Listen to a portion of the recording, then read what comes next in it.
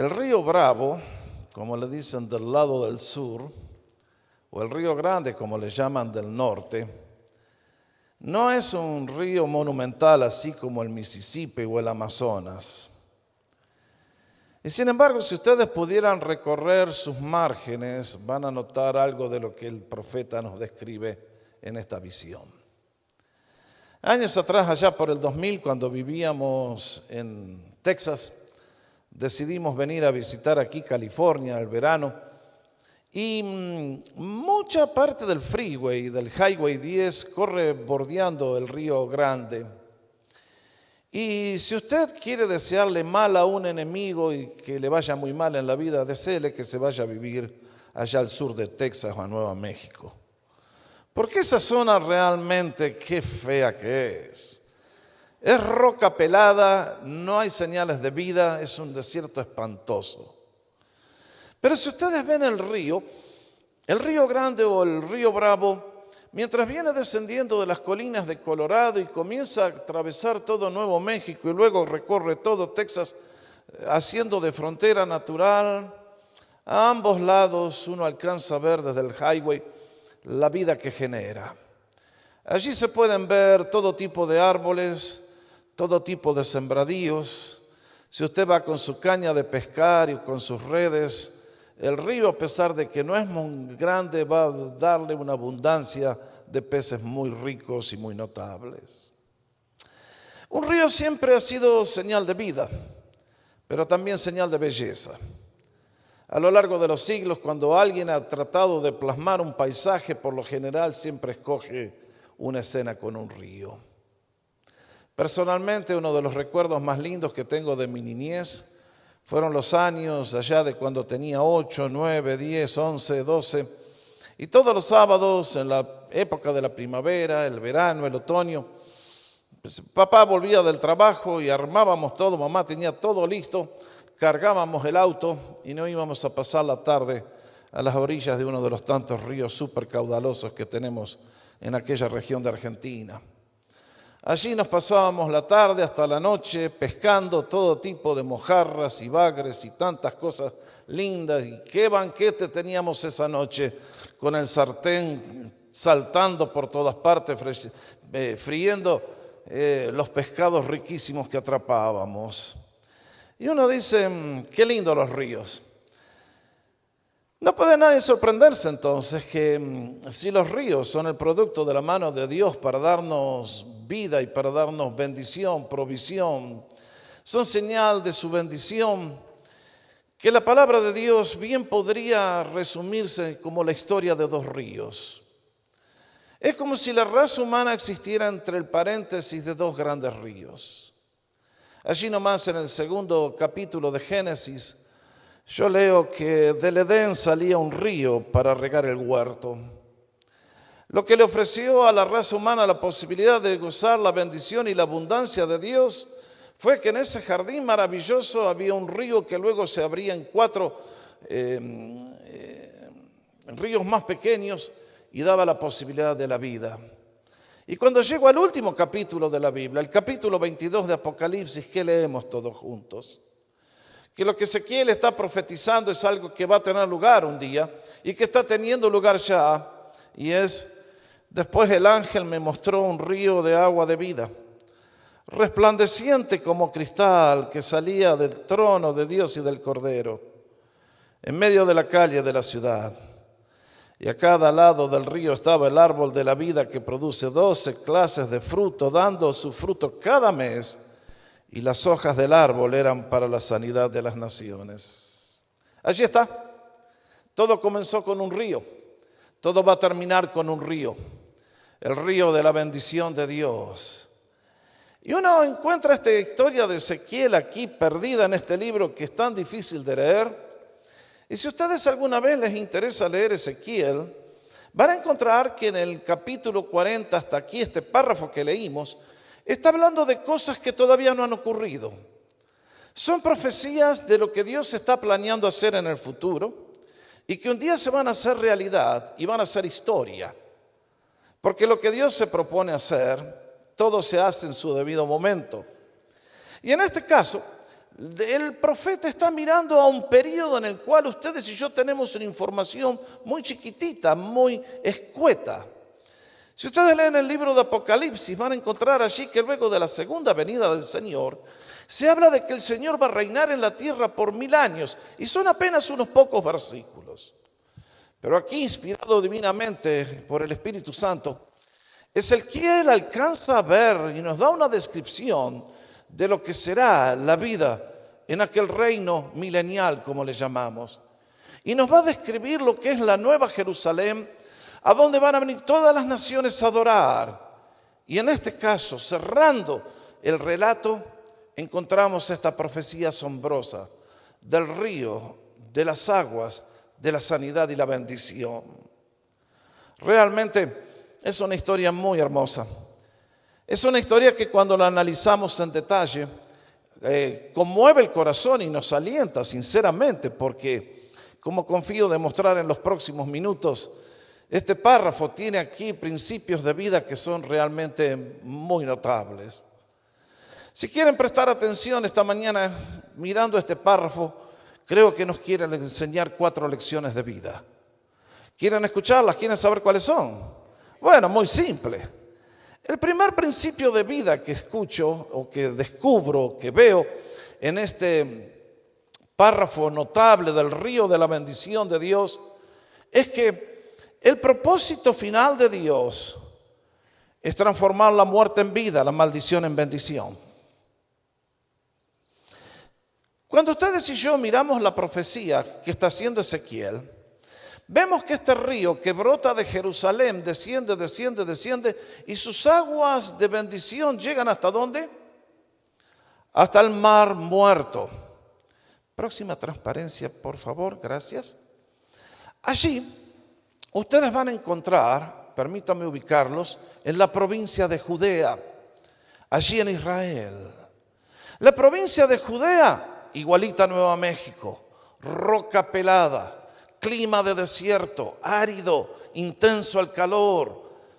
Y todo lo que ocurre por allí, las pocas aguas que corren, nos dice de aquí hacia el Arabá. ¿Qué estamos hablando?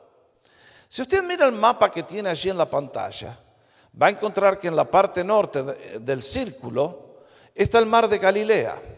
En la parte sur está el Mar Muerto.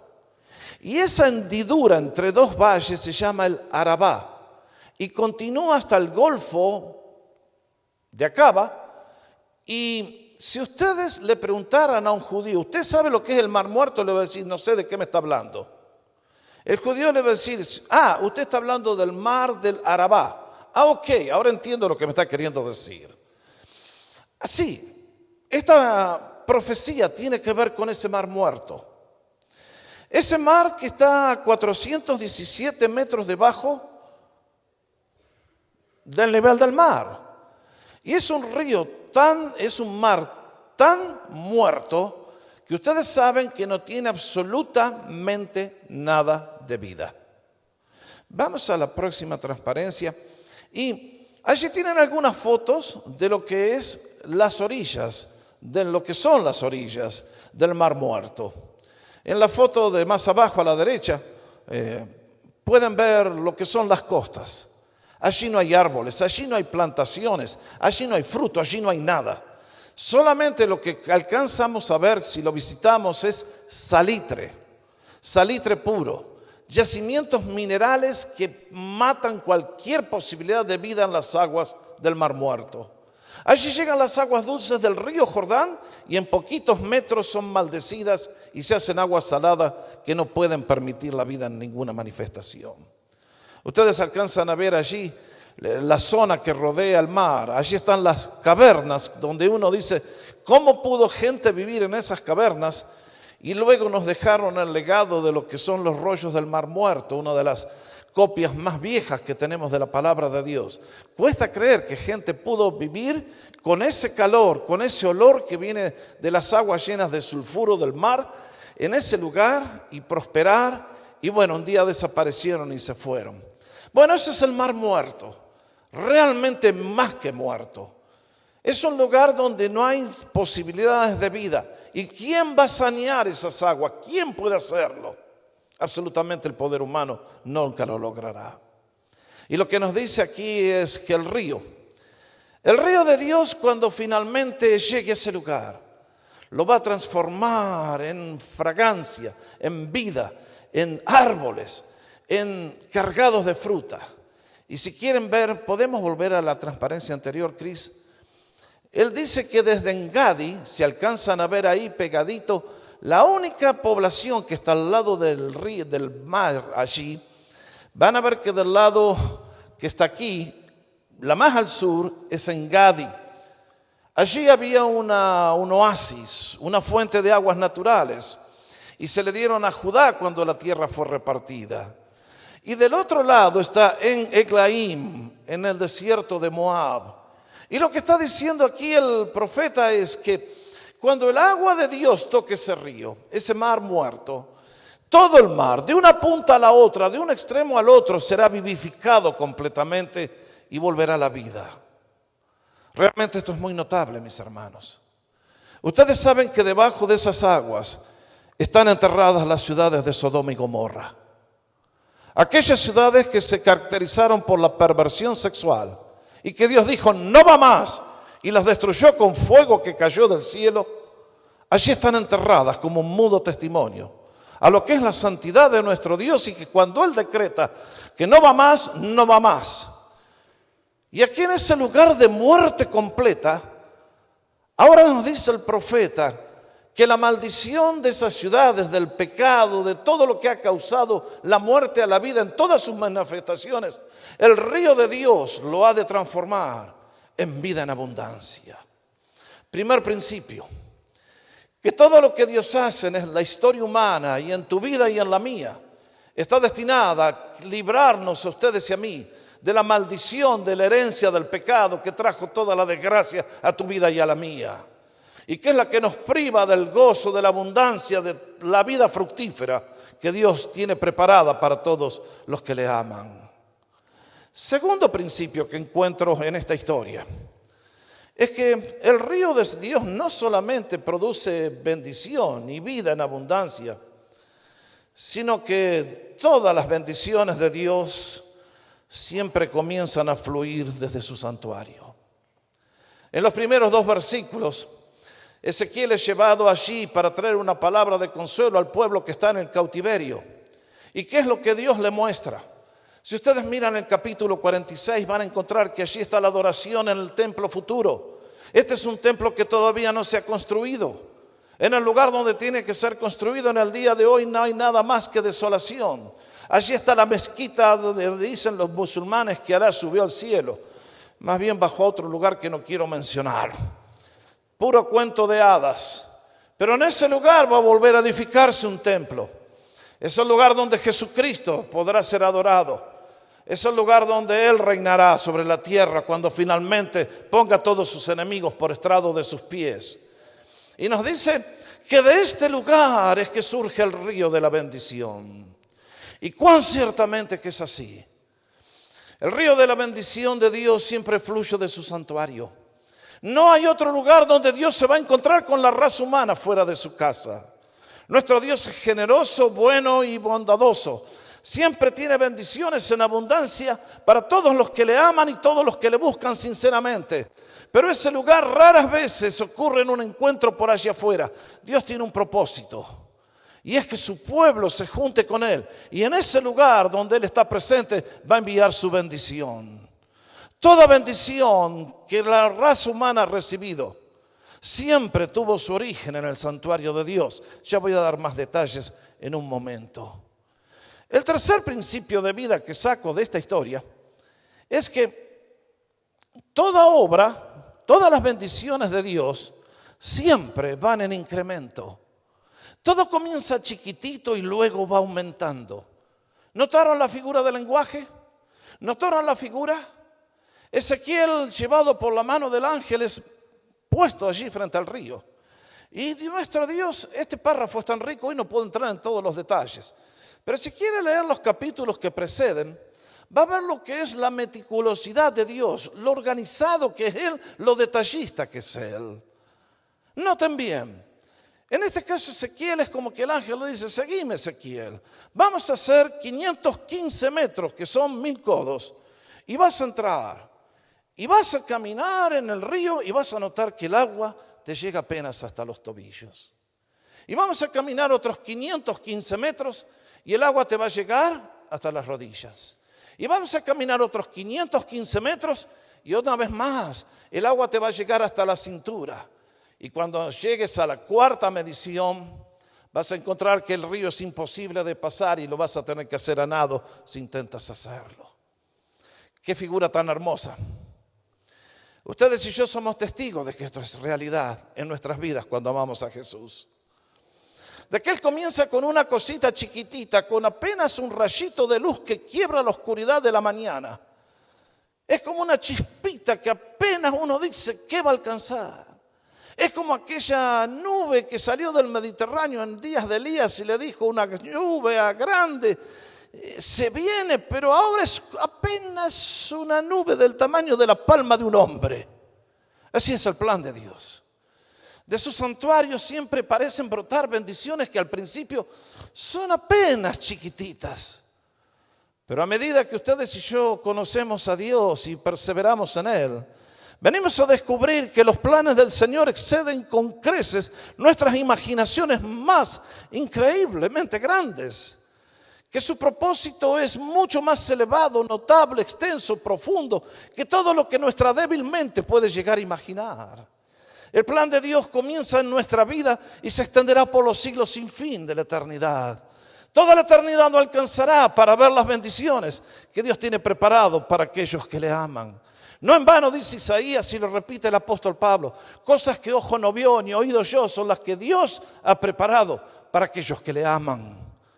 Tú tienes a Jesús, has entrado a un río de su bendición. En este momento tal vez te llega apenas hasta los tobillos. Otros que ya tienen más años le está llegando a las rodillas. Otros que tenemos más años te puedo testificar que me ha llegado hasta la cintura. Y otros que ya tenemos más años todavía podemos decir, son tantas e innumerables que realmente uno tiene que entrar en ese río y a nadar. Y es tan profundo y tan vasto y tan inmenso que no alcanza toda la vida para darnos cuenta de todo lo que Dios tiene preparado para aquellos que le aman. Ese es el río de la bendición. Pero hay un cuarto principio de vida. Es como si siempre en el día del parade alguien tiene que tirar lluvia. ¿Notaron en el versículo 11 lo que dice? En un escuadro de toda bendición completa, de repente hay una nota que uno dice, ¿y esto qué es, Señor? El principio es que toda obra de luz tiene una sombra. Toda la grandeza de Dios, que significa para muchos bendición y vida eterna, para otros es no way. Y por eso le dice que de este cuadro de vida donde a las márgenes del río crecen todo tipo de árboles frutales, de donde va a haber vida en abundancia, va a haber un lugar donde dice sus pantanos y sus lagunas no serán saneadas, quedarán para salinas. Es que ustedes ya y yo lo sabemos. La bendición de Dios no es algo que se otorga libremente. La bendición de Dios tiene un costo elevadísimo y el que la quiera recibir tiene que pedirla. Pero cuando uno ve estos 4 principios y ve esta figura de lenguaje tan hermosa, déjenme hablarle de 2 o 3 cosas que creo que de una manera como si fuera una parábola el Señor nos quiere enseñar a ustedes y a mí en este día. En primer lugar, cuando yo veo esta historia, veo el río del Espíritu Santo. Cuando leo mi Nuevo Testamento, encuentro que Jesucristo vino a este mundo a buscar y a salvar lo que se había perdido. Nos dio su vida como un ejemplo de lo que es el hombre ideal. Murió en la cruz del Calvario para cargar tu culpa y la mía. Se levantó victorioso para justificar libremente a todos los que él creen. Pero lo más maravilloso es que allí en Jerusalén, en su ciudad, en la ciudad del santuario, descendió el río del Espíritu Santo. Y comenzó como apenas unas gotitas que parecían insignificantes.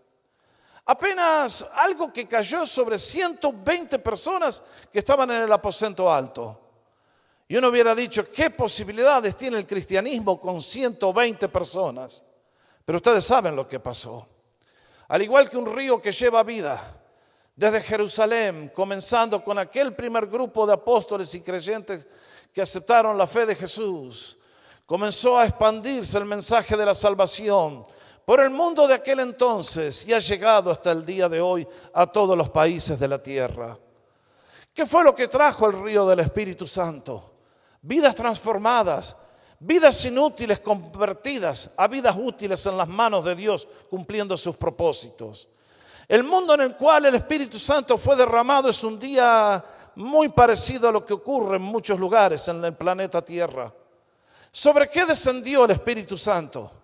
Sobre hombres para ser transformados y transformar un mundo en dolor, en desesperación y en soledad. ¿Cómo fue posible que los creyentes al cabo de 300 años dieron vuelta a todo el imperio romano? Era un imperio al cual la oscuridad prevalecía, donde la gente para entretenerse, ustedes saben, iban al circo y allí miraban a los gladiadores que se destrozaban entre ellos. Para entretenerse y tener un espectáculo que más o menos les emocionara, ponían a gente que no estaba de acuerdo con el imperio y los quemaban en la hoguera delante de todos y la gente aplaudía. ¡Qué bien que estamos! Somos una sociedad maravillosa. ¿Cuál era el entretenimiento del imperio romano? Tomar a aquellos que eran disidentes, que tenían una idea distinta y lanzarlos allí con la familia completa, con niños de brazos, para que las fieras les devoraran. Ese es el mundo en el cual el Espíritu Santo fue enviado. ¿Para qué? Para darlo vuelta, para transformarlo. Hoy estamos aquí en una nación donde no están esas cosas y me temo que de a poquito estamos regresando a lo que fue el Imperio Romano. Pero ¿cómo se transformó? Por la educación que trajeron los filósofos griegos. ¿Por qué? Damas y caballeros, el ser humano no tiene la capacidad de redimirse a sí mismo, de salvarse a sí mismo. Solamente la gracia de Dios con un milagro puede hacer eso. Y eso fue lo que el Espíritu Santo hizo. Y en pocos años el imperio romano se hizo el imperio de Cristo. Y millones de gente comenzaron a construir iglesias. Y podemos ir a Europa en el día de hoy y ver esas catedrales magníficas que fueron la expresión más alta de lo que es la mente humana o la arquitectura dedicadas a ¿qué? A la adoración a Dios. Tremendo. En el día de hoy, países que están en la oscuridad más horrible, que arrojan sus niños a las aguas del Ganges, que ofrecen a sus niños a los demonios, que ofrecen a aquellos que jugaban a la pelota, le cortaban el corazón y se lo ofrecían a los demonios. ¿Cómo fueron transformadas todas esas civilizaciones? De una sola manera, por el río de la bendición de Dios. En el día de hoy, si queremos cambiar el mundo, ¿a dónde lo vamos a cambiar al mundo? ¿Dónde vamos a encontrar los hombres y las mujeres que pueden cambiar este mundo en oscuridad y en esclavitud a Satanás? En un solo lugar, en el santuario de Dios y en la iglesia. Es Él el que tiene el poder solamente para cambiar la mente humana, el corazón humano. El hombre, el testimonio más horrendo de lo que es la bancarrota espiritual son todos los que hoy no están en la casa de Dios. Porque no entienden a Dios, no conocen a Dios, no quieren sus bendiciones y quieren vivir mal. Y es por eso que en el día de hoy Dios tiene su iglesia y de su santuario sale la bendición que transforma a las personas imposibles, que cambia a aquellos para los cuales la sociedad no tiene respuesta. Los criminales más horrendos, los delincuentes más espantosos, la gente esclavizada por los vicios a los cuales nadie puede alcanzar. Solamente Cristo los ha podido alcanzar y lo va a seguir haciendo hasta el último día. Y es por eso que el mensaje del Evangelio tiene una nota de esperanza. ¡Gloria a Dios! Ese es el río de la bendición de Dios. Pero es también el río de la salvación personal. De ese trono, de esa ciudad de Jerusalén, allí donde murió, hubo alguien que llegó para decirnos: si alguien tiene sed, venga a mí y beba. El que cree en mí, como ha dicho de la Escritura, de lo más profundo de su ser brotarán todos juntos ríos de agua viva. Pero Jesús decía esto del Espíritu, que los que habían creído en Él habían de recibir, porque el Espíritu no había sido dado todavía, pues Jesús no había sido aún glorificado. Oh, mis hermanos, nosotros no hemos venido a una doctrina, no hemos venido a una iglesia, hemos venido a un Salvador que vive por los siglos de los siglos. Es un Salvador que apela a la sed que tú tienes en el alma, a ese vacío que no puedes llenar ni con placeres, ni con educación, ni tapándote hasta las orejas de actividades. Ni la vas a llenar andando en un velero por el Golfo, yendo a la isla de Catalina. Ni la vas a tapar con viajes por todo el mundo. Lo vas a saciar cuando encuentres y tengas una experiencia transformadora con el Cristo que vive por siempre.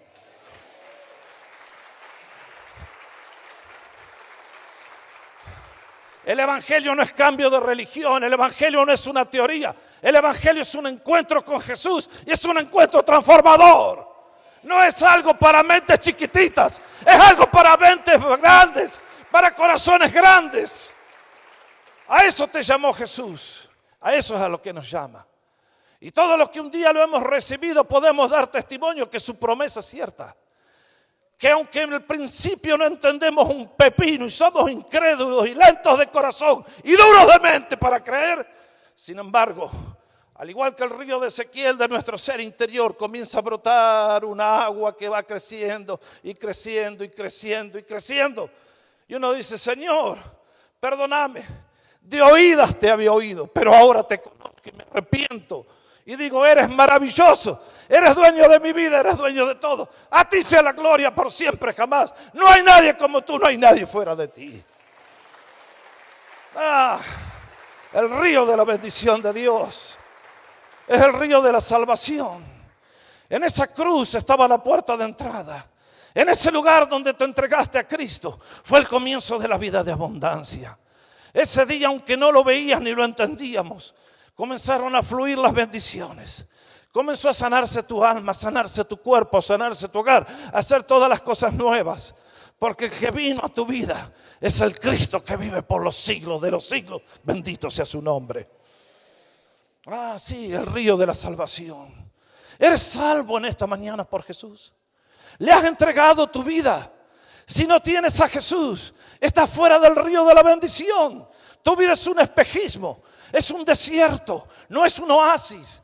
Estás viviendo una vida que es una mentira, es un engaño. Estás fuera de la bendición, estás viviendo en el mar muerto, estás viviendo de las salinas. No tienes nada sin Cristo. Vives pero no vives, existes pero no avanzas. Te estás preparando para la eternidad y la eternidad será un gran no. Oh, mis hermanos, este es el río de la bendición. ¿Cómo anhelaría que cada uno que está aquí en esta casa esta mañana pudiera decir, yo estoy en ese río, yo quiero ser parte de ese río? Y cada día se pone mejor. Pero quiero llevarlos a un tercer río, y es el río de la plenitud de Dios. Oh sí, mis hermanos, porque lo que Dios comienza en chiquitito lo comienza a hacer en grande. ¿Alguna vez imaginaste quién eras tú? ¿Alguna vez imaginaste los talentos que tenías? ¿Alguna vez imaginaste que con una vida tan destruida como la tuya, sin propósito, engañado y destruyendo, Cristo tenía cosas tan hermosas que te dio del día que te formó y que ahora quiere utilizar para Él? Oh, mis hermanos, allí está un río del cual tiene que ver con la obra del Espíritu. Son los frutos del Espíritu. Este río que corre produce árboles que producen todo tipo de frutos. Y es muy notable porque, qué ricos que son los frutos.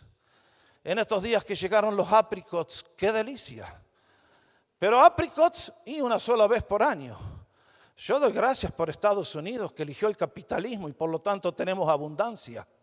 Porque ahora podemos importar apricots de Chile. Eso es una mala idea. No se las puedo perdonar a esta gente. Es una broma. Los traemos de Chile, de México, de Estados Unidos y casi todos 2 o 3 veces por año podemos comer apricots. Y todas las frutas con las cuales nos gozamos. Pero notaron, acá habla de un árbol que va a tener fruto todo el año. Qué lindo sería tener un árbol de apricots en la casa y todo el año, 12 meses, venga papá, venga para acá. Oh, qué rico. Así es la bendición de Dios. No es por estaciones, no es por etapas, es eterna, es completa, imposible de detener, cesa continuamente. Y uno dice, qué hermoso. ¿De qué nos estará hablando? De estos frutos que si usted los cultiva y que si se manifiestan en su vida, ¿cómo le van a transformar y cómo me pueden transformar a mí? El fruto del amor. El fruto del amor que abraza a todos y acepta a todos tal como son. El fruto del gozo que independientemente de las circunstancias, Cristo nos da para poder ser victoriosos en medio de ellas, no importa lo que el viento en contra traiga. El fruto de la paz de conciencia, el fruto de la paz del espíritu, el fruto de la paz del alma, aunque podamos estar en la cama de un hospital. El fruto de la paciencia, en el trato con los demás, en el cual todos tenemos que practicarla. Y ustedes tienen que practicarla conmigo, gloria a Dios. Esto es bueno para ustedes. Pero el fruto de la bondad, de la benignidad, que nos hace no solamente ser pacientes, sino gente que ama y bendice con alegría de corazón. El fruto de la fidelidad, de que no solamente somos nobles, sino que podemos ser confiados. El fruto de la mansedumbre, que es poder bajo control. El fruto del dominio propio, que es lo que tantas veces, teniendo la posibilidad de decirle algo a alguien, prefiero guardármelo para que haya paz y sanidad. Muéstrame una persona que ha cultivado esos 9 frutos y yo les voy a mostrar a una persona muy feliz viviendo una vida muy transformada y muy abundante. Esto es lo que el Espíritu Santo está formando en cada cristiano, en cada hijo de Dios. Es lo que Él quiere hacer. Es lo que Él quiere formar en tu vida y en la mía. Quiere que seas una persona radiante con la presencia y el poder del Espíritu en tu vida y en la mía. Pero este río de la plenitud de Dios me indica de que hay mucho más por venir. Es notable que en otras partes de la Escritura los profetas visualizaron lo mismo. Tuvieron la misma visión. A todos se les dio la misma esperanza. De que no solamente es para nosotros, sino que realmente es para toda la humanidad. Hola, reine y retorne a este mundo para establecer su reino de justicia. Vean lo que nos dice el profeta Joel. Sucederá en aquel tiempo que los montes destilarán mosto, de los collados fluirá leche, y por todos los arroyos de Judá correrán las aguas. Saldrá una fuente de la casa del Señor y regará el valle de Moab. Oh, mis hermanos, la visión de Ezequiel, Dios no solamente se la dio a Ezequiel, también se la dio a Joel, pero vamos a Zacarías también, que bien podríamos titular este libro el Apocalipsis del Antiguo Testamento. Y en su último capítulo, ¿qué nos dice el profeta? ¿Qué le mostró de Dios a él? En aquel día saldrán de Jerusalén aguas vivas, la mitad de ellas hacia el mar oriental, la otra mitad hacia el mar occidental. En verano, qué lindo que sería que salieran aguas acá de los montes de California en verano. Y en invierno, y marquen bien, y el Señor será rey sobre toda la tierra. En aquel día Jehová será único y único será su nombre. Bendito sea el Señor. ¿Cómo va a terminar la historia humana? ¿En una bomba atómica? ¿En una guerra nuclear? No, Cristo reinando, Cristo entronado. Él es Rey de Reyes, Señor de Señores. No, los seres humanos creen que hacen decisiones, que tienen poder, deliran. Lo único que están escribiendo es la historia que Él ha escrito de antemano, porque es Dios omnipotente. Y entonces uno llega a este punto y dice, qué notable, Señor. Qué notable todo lo que tú preparas para tus hijos. Qué notable todo lo que tú ofreces a cada ser humano que tiene oídos para oír. Y entonces uno tiene que concluir esta meditación con una invitación final. Y vuelvo al Apocalipsis donde leí en el comienzo. Y lo voy a volver a leer. Porque creo que esta promesa es una invitación a la vida de abundancia en esta vida y en la eternidad. Cuando mirando el desastre que ha hecho el pecado. Y en el libro de Apocalipsis, donde se nos muestra el triunfo de Dios, la escena se cierra con las palabras: Después el ángel me mostró un río de agua de vida, marque, de vida, de bendición, de abundancia, resplandeciente como el cristal, no como las aguas del río Bravo que son oscuras por el lecho de barro, que salía del trono de Dios y del Cordero, en medio de la calle de la ciudad. Y a cada lado del río estaba el árbol de la vida que produce 12 clases de fruto, dando su fruto cada mes, y las hojas del árbol eran para sanidad de las naciones. Sí, el río de la bendición es así. Ha traído vida en abundancia. Ha traído esperanza, ha traído cambio, ha traído poder. Ha traído sanidad. ¿Cuántas personas para las cuales el mundo ya no tenía respuesta? La ciencia ya no podía hacer más nada. Vino la palabra de Dios y lo sanó. Pero tristemente también en el libro de Apocalipsis les dije que toda obra de Dios tiene una sombra. Y antes de que la revelación de Dios se cierre, entonces el escritor, guiado por el ángel, le dice: bienaventurados los que lavan sus ropas para tener derecho al árbol de la vida y para entrar en las puertas en la ciudad. Oh, bienaventurados. Significa lo más glorioso que podemos tener en esta vida. Significa felicidad sin límites. Oh, la dicha, oh, la bendición de aquellos que han lavado sus ropas. Esa ropa manchada por el pecado, por la culpa, por la indecencia, por la inmoralidad, por nuestras acciones delictivas, fueron todas lavadas el día que tú y yo invitamos a Cristo a que entrara en nuestro corazón. Aunque dijimos: mi esperanza para la eternidad y para el día del juicio eres tú, Señor, muriendo en esa cruz por mí. Ese día lavamos nuestras ropas, y vaya lavado que hizo. Ni uno solo de los pecados que cometimos fueron dejados sin ser perdonados. Los que vamos a cometer hoy ya están lavados en la sangre del Cordero. Los que cometamos en el futuro, Cristo ya los ha perdonado todos. Porque su ofrenda fue una sola vez y para siempre, y la ira de Dios ha sido cancelada sobre sus hijos. Solamente hay amor y bendición. Pero sin embargo hay personas que en este día no están dentro de las puertas. Sus vestiduras no han sido lavadas.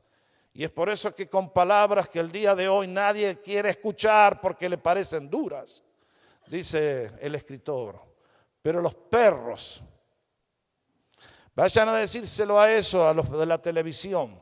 Este es el lenguaje que usa la Biblia. ¿Quiénes son los perros? Bueno, aquí tienen una definición, escuche. Los hechiceros, todos los que practican la brujería, que en lugar de confiar en Dios van a decir: a ver, léame la mano, a ver cómo me va a ir mi futuro. Eso es ser parte de hechicería. Es el que la practica y el que la busca. Es el que confía más en el poder de la mentira de los demonios y el satanismo que en inclinarse delante de la palabra de Dios. Si usted alguna vez visitó la casa de la curandera, venga urgente a pedir perdón a Cristo, porque su pecado lo va a condenar horrendamente. Lo deja fuera de la ciudad, lo deja fuera del río de la bendición. ¿Quiénes más? Los fornicarios, los que practican la sexualidad en cualquiera de sus maneras distorsionadas. ¿Quiénes más? Los que toman la vida ajena, sea en el crimen, sea en el aborto. ¿Quiénes más? Los idólatras. Latinoamérica se va a quedar todo Latinoamérica fuera, a menos que vengan a Cristo. La idolatría es un insulto a la santidad de Dios, nunca lo olvide. Aunque usted le digan: papá y mamá somos de la religión, usted tiene que comparecer delante de Dios y mamá y papá no lo van a poder ayudar. Dios ha dicho: el que se inclina su rodilla delante de un ídolo es culpable de idolatría, ha violado mi santidad y la pena de muerte descansa sobre tal persona. Usted tiene que hacer una decisión. Si su familia le dice que eres el traidor de la familia, al infierno con la familia, abraza a Cristo, porque de otra manera tú vas a ir al lugar que ya te has ganado por ser idólatra. Y todo aquel que ama y practica la mentira, vaya. El domingo pasado hablé bastante de este tema, hoy no lo voy a reiterar. Pero aquí está, señores. El río de la bendición que corre. El río que fluye del santuario de la presencia de Dios. Un río que aumenta de tal manera que el que lo encuentra puede comenzar por los tobillos y luego la rodilla y luego la cintura y luego nadamos en él. Y transforma todo lo que toca a su paso. Y también es el río que no puede sanar a todos, porque a menos que alguien quiera ser sano, toda su bendición no puede ser obtenida, porque la persona no lo ha pedido. En el día de hoy, aquí estamos en la presencia de Dios en este día. Y mis hermanos, si conoces a Jesús, espero que meditando en esto te des cuenta el privilegio infinito que tienes, el más grande que has tenido en la vida, el más glorioso a la luz de la eternidad. Invocar el nombre de Dios, conocer a Dios y declararle tu Señor y tu Salvador. Le has entregado todo a Él. Dios quiere que tú camines bajo su bendición de manera creciente. Dios te ha salvado y te quiere dar mucho más. Eres tú el que tienes que tener fe para abrirle las puertas, para que te inunde con todo lo que Él te quiere dar. Estás fuera del reino en esta mañana. La mano de Dios está aquí para extenderse y decirte: ven, cruza el umbral, entra a la gran ciudad, lava tus ropas en la sangre del Cordero. Lava tus ropas y vive con Dios en la plenitud de su bendición. A lo largo de la historia, el río de Dios ha cambiado, como ya he dicho anteriormente, personas que para la raza humana era imposible y que por su poder han comenzado a vivir una vida de abundancia, porque el río de la bendición de Dios es así.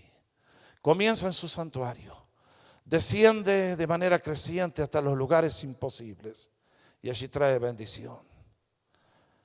¿Estás amando al Señor con un amor más ferviente? ¿Le reconoces por la cantidad de bendiciones que ya te ha dado? ¿Le agradeces por todas las que te va a dar?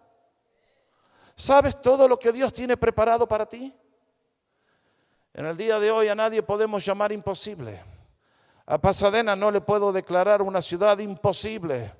Es una ciudad que cuando el Espíritu de Dios caiga, entonces vamos a ver lo que es casa de Dios llena y templos abarrotados de gente gozándose y celebrando la bendición de Dios. Es por eso que en este día te invito a que veas tu vida a la luz de la grandeza de Dios, del río de la bendición de Dios, y que habiéndolo evaluado y habiendo recibido, le entregues todo sin reservas y digas: Señor, heme aquí, úsame, quiero ser fiel a ti. Y quiero pasar ese río de la bendición a centenares de otros donde quiera que estén. Úsame para ser parte de tu río de bendición.